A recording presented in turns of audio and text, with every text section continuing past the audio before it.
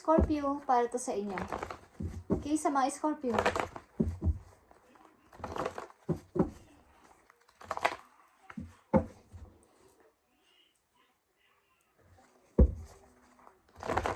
Unahin natin ang mga dapat yung iwasan, guys. Okay, Scorpio? Ngayon ay May 7, 2025. Okay, Scorpio. Mga dapat ninyong iwasan para kayo ay magkaroon ng idea, guys. At ang reading na to ay para sa inyong career at pag-ibig. Okay? Mga dapat ninyong iwasan, Scorpio. Tingnan natin. Tatlo itong mahalagang message na to na dapat ninyong iwasan, guys. Okay. Yung mapag-isa. Maging malungkot. Yung mapag-isa, okay? Iwasan ninyo ang mapag-isa. Yung parang wala kayong kausap or nag-iisip.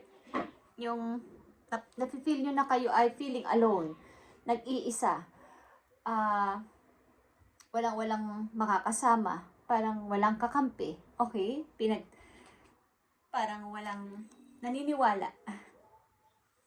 Pilitin nyo na wag itong mangyari sa inyo, guys. Okay? At tingnan natin pa ang mga message para sa inyo.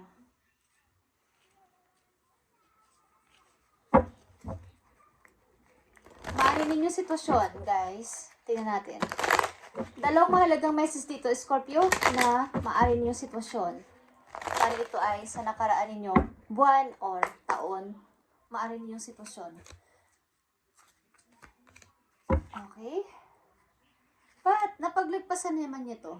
Ace of Swords is here. Itong sitwasyon na to ay maaaring napaglagpasan nyo na o napaglagpasan nyo na ngayong taon na to. Or unti-unti nang nagiging okay.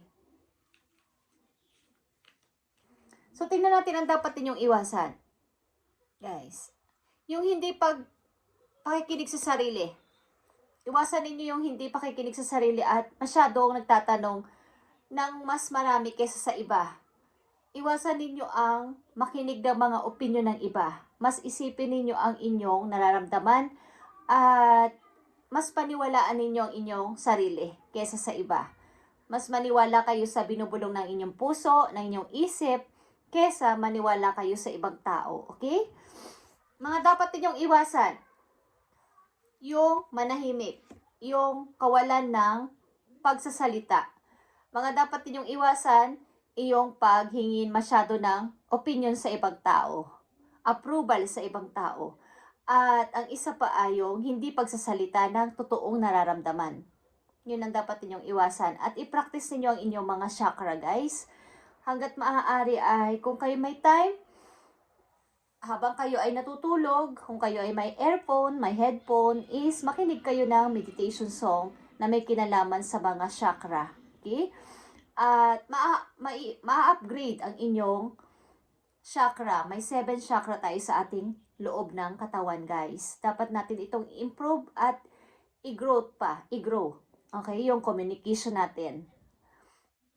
Kulang kayo, ang ilan sa inyong Scorpio na nandito ay kulang sa communication, clear communication sa ibang tao. Hindi nagsasalita masyado at nananahimik.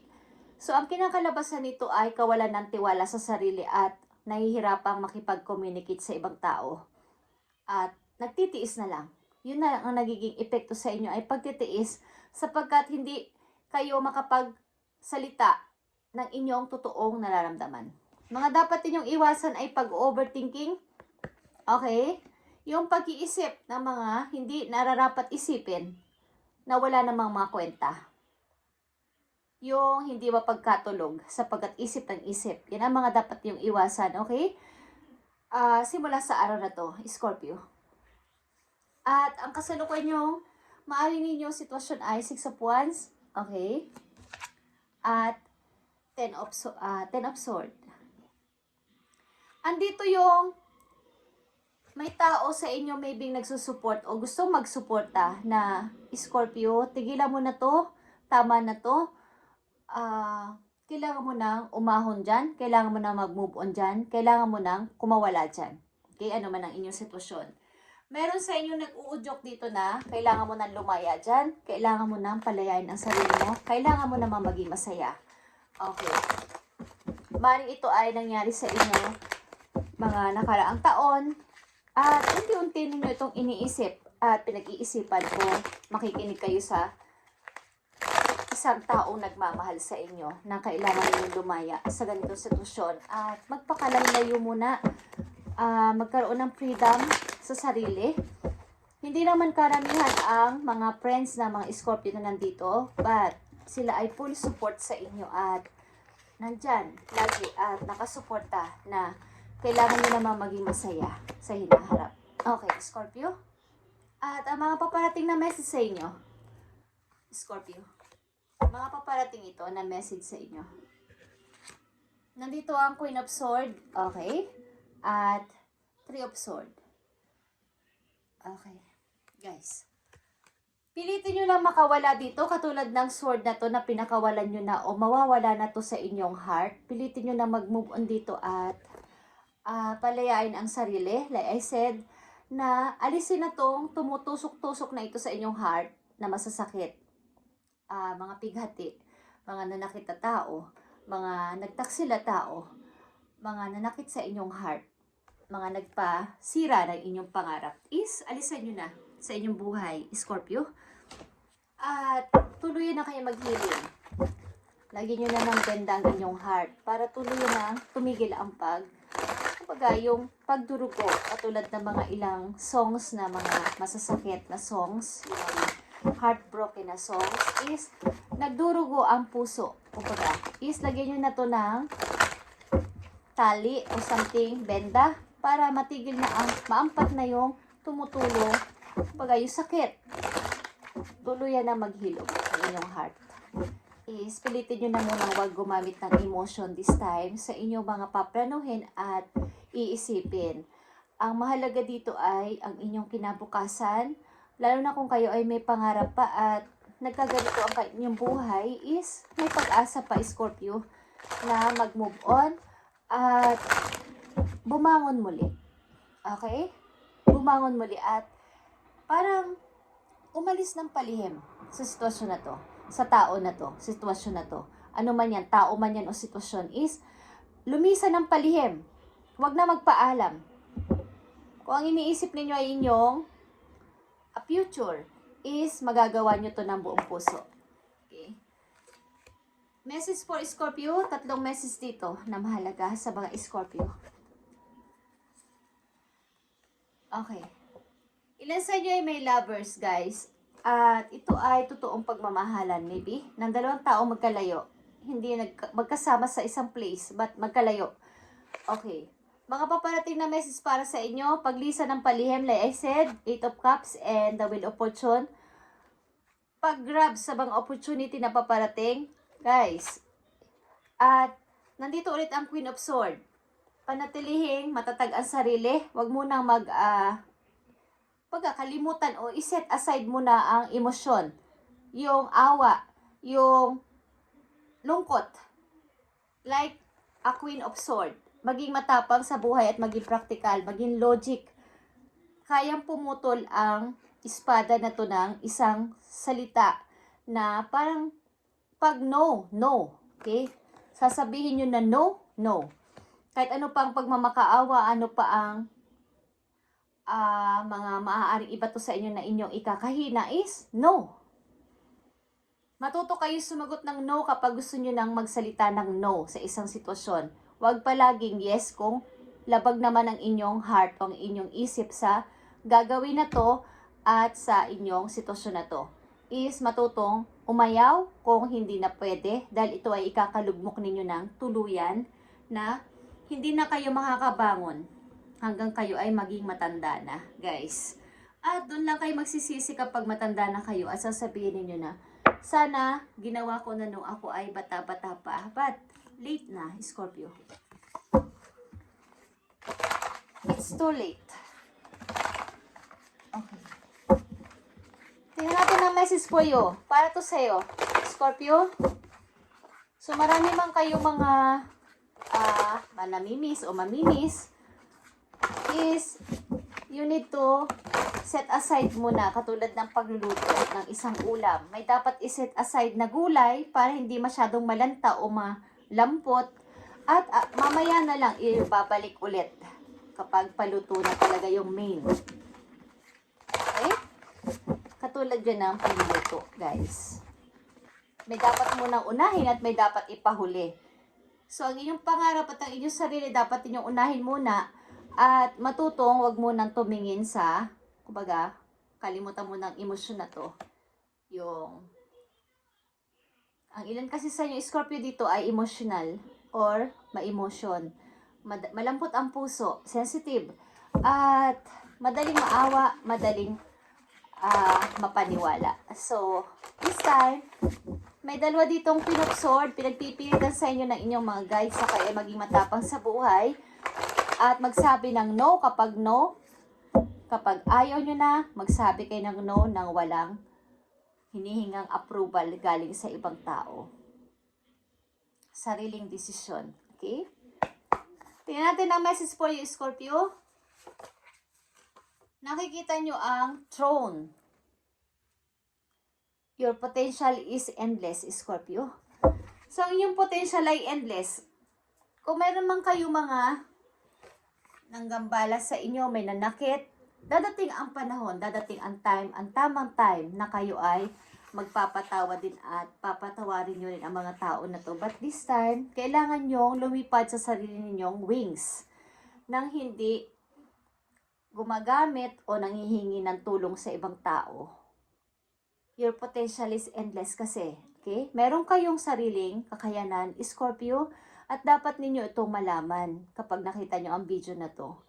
Kaya ito ay inyong nakita at napanood ito ay ginigising kayo para kayo ay magkaroon ng idea at messages. Hindi naman bababa dito ang mga angels nyo, ang si Lord, kakausapin kayo ng personal.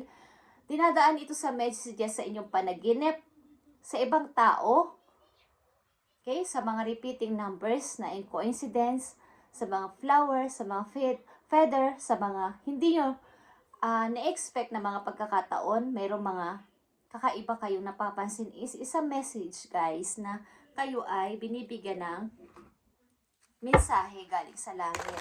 Hindi naman direkta na makikipag-usap o bababa dito ang mga anghel sa langit. Si God, para kayo ay kausapin ng personal. Dinadaan yan sa mga messages.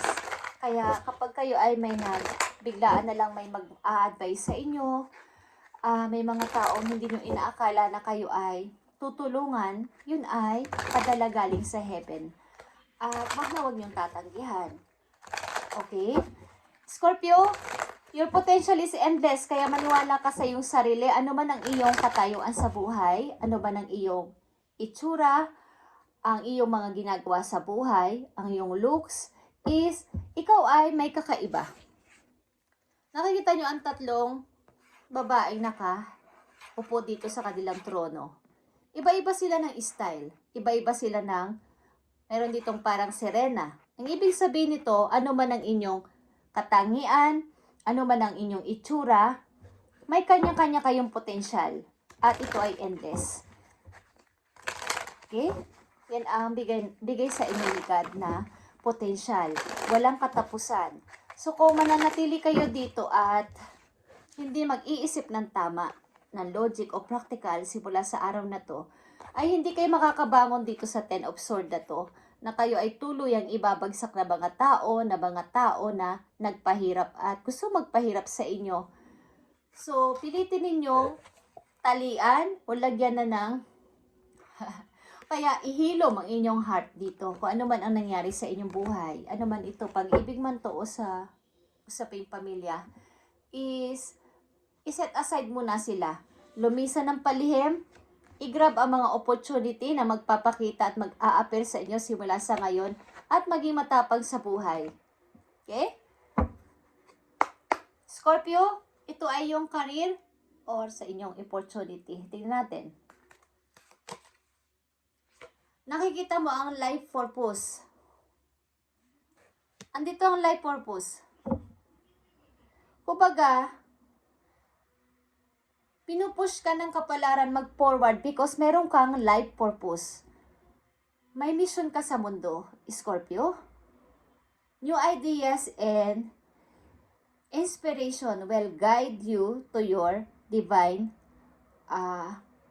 calling. Ibig sabihin, kaya nga nandito ang your potential is endless, is may mga new idea ang papating dyan sa isip mo, may mga naiisip ka, wag mong ignorin, Scorpio, simula sa araw na to, sapagkat yan ay binibigyan ka ng guide mula sa langit na ito yung iyong ipagpatuloy. Ito ay iyong calling.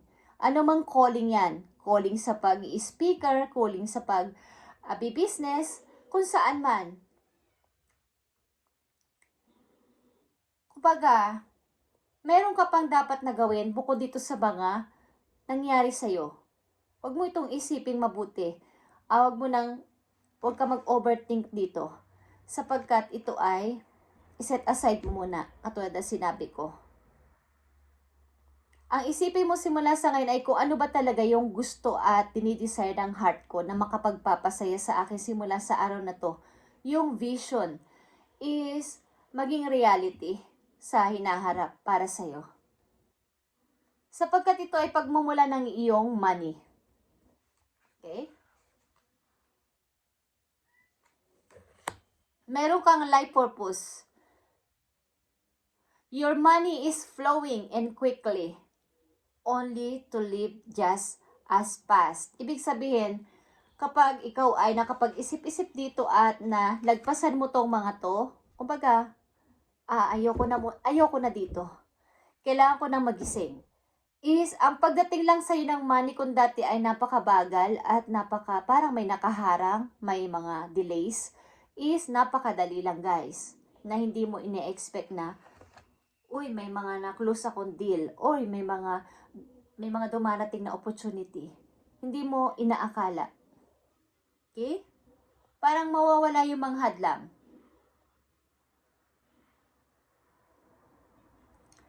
Parang napakahirap kasi ng pagdating ng money sa inyo sa kasalukuyan sapagkat may mga tao at may mga isipin kayo na nakaka-delays ng inyong pag-unlad sa buhay, Scorpio.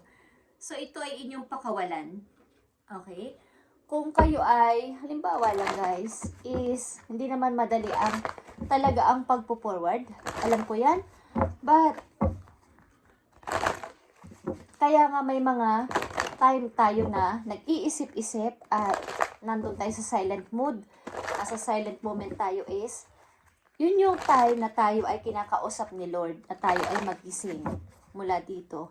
Na hindi dapat tayo nandito sapagkat meron tayong mission sa buhay. Ang mga Scorpio na nandito ay may sinasabing life purpose. Okay. Ano ba talaga ang mission ko dito sa mundo? Bakit ako nandito? Okay. Message pa para sa'yo, Scorpio. Okay, nandito ang temptation. Kayo ay dumaranas ng mga unhealthy na habit, toxic na mga sitwasyon. Ito man ay relation sa family nyo, asawa nyo, kasintahan nyo, o family nyo mismo sa mga magulang, kapatid, o kamag-anak, is ito ay temptation. Is parang dinidinay nyo na hindi naman, okay? Parang ganun lang talaga. So, kayo ay hindi nakikinig sa inyong intuition na mayroon kayong potential na pwede pa. Ano man ang inyong kasarian, edad, or nasa edad na parang sinasabi nyo na hindi na yata ako, wala na yata akong pag-asa kasi nasa ganito na akong edad. Habang nandito tayo sa mundo guys, ay meron tayong potential at meron tayong dapat pang gawin habang tayo ay nabubuhay. Huwag tayong mag-stay o mag-stuck dito. Kung yan ay tapos na, pakawalan na natin at tayo ay mag-enjoy. Okay, kung ano yung ating kakayanan sa buhay ay ipakita natin sa ibang tao para sila ay magkaroon ng idea mula sa atin. Okay, Scorpio? Sa mga Scorpio na nandito ay dapat ay palakasin nyo pa ang inyong mga chakra sa inyong katawan at makinig kayo ng meditation song guys. Kung gusto nyo lang naman is yung mga 7 chakra natin sa ating katawan ay dapat natin i-grow at i-upgrade pa. Para tayo ay ating magkakaroon kasi ng kapahingahan o kagandahan ng ating mga isipin. Hindi na tayo makakapag-isip ng mga negative. Puro lahat, kahit negative ang dumarating, i-reverse nyo yan na maging positive.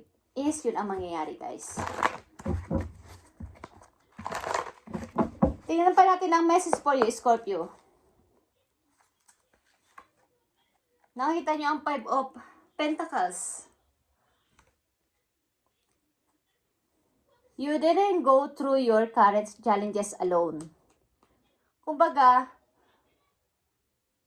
hindi mo magagawa ang pag-unlad na to sa buhay mo, sa sarili mo kung mag-isa ka lang.